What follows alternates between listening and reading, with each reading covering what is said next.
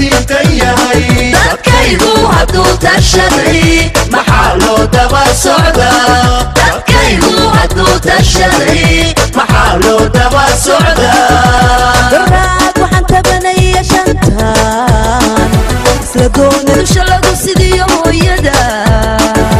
يفايساني حقودي لدوسي اي بطفر كدو الهيسيات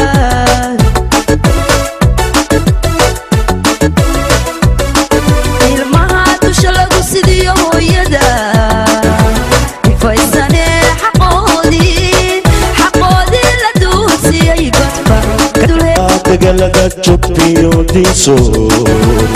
وجديو ماركيو دعلا دواتين وبتشيو قلوين ولا تقلق تشوبيو ديسو وجديو ماركيو دعلا دواتين وبتشيو قلوين dagaalka sokeeyo xolaadu inay danto dafaataagani dabti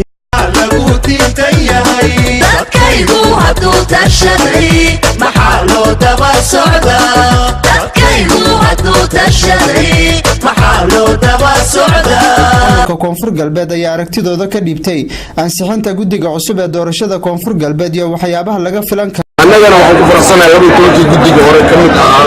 habraaci maskaxda aan soo gelin juhdi aan soo gelin maadaama aan raacayo boqolkiiba boqol waaidna waana taageersanahay hawshan inay saas usii wadaan wixii musharaxiin hore shahaadooyinkoodu qaateen ay u haystaan inta kaloo ay bixin karaan haddana inay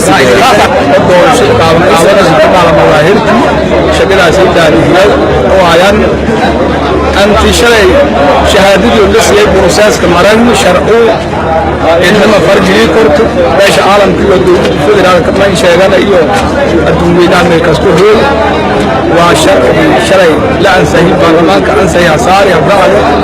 ولا متابتم بدون اساس كتوار ولين اساسا يا ادايان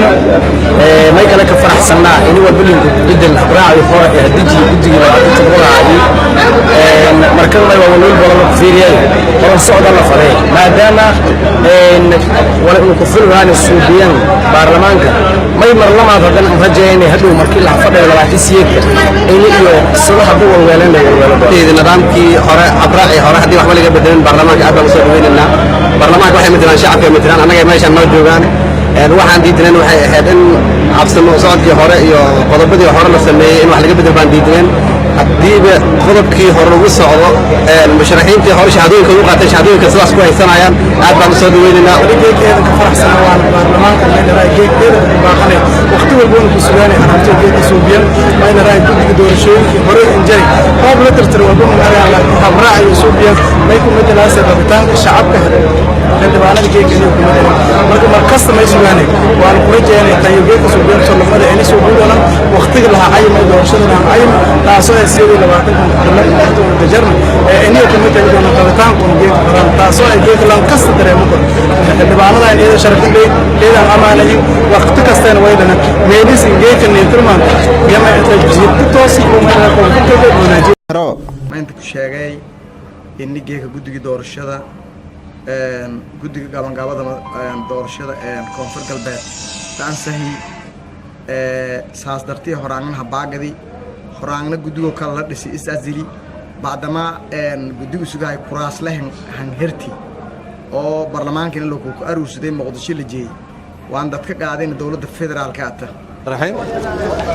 maadaama maanta baarlamaanka kala fadhigay oo guddiga oo qabanqaabada doorashada lagu ansixinay aad ugu faraxsanahay inuu baarlamaanku ansixiyo waanu ku faraxsanahay shacabweynaha reer koonfur galbeed waxaan u sheegay in baarlamaankooda shacabkooda u maqan yahay loona shaqeynayo in ay hooshii oo u egmadeen baarlamaankooda ay qaban doonaan insha Allah biidin Ilaahay kariim insha Allah waxay dadaali doonaan in madaxweyne ay ummadooda wax u qaban doonaan inay dooran doonaan insha Allah aad geeka dib lahan yagyali guddiga dib lanshaani in guddu cusub oo la xaqori ma siin sheegay guddiga sugahay geek walxansay dad kasta oo muwaadin koonfur galbeed ama dhaladii ma xuran oo musharax ini odyay banaanka may la raay barlamaanka dhatiskooy wal yeegyagsi kala andhiina lan jeclaysi andhiina magaalada security la ilaaliyo koonfur galbeed landeey barlamaanka lunku damboy gudigana may ku codsaday si qaraabanimo oo koonfur galbeed badbaadis barlamaankii oo koonfur galbeed dooristis sharaftis dadnimadiis qabiilo badan oo Soomaali reer koonfur galbeed damba yaas la degan meelun oo unama weelna gobolada kala ahaan lan Soomaaliya inta roog wal ma ku qadiinay barlamaanku walsi waana iskala jaran waana saasaka ganacsana may aan sheegay haddii wal yagyagsi ku baxan maswal raare ku baxan di ku kooyta dawladda federaalka gaabas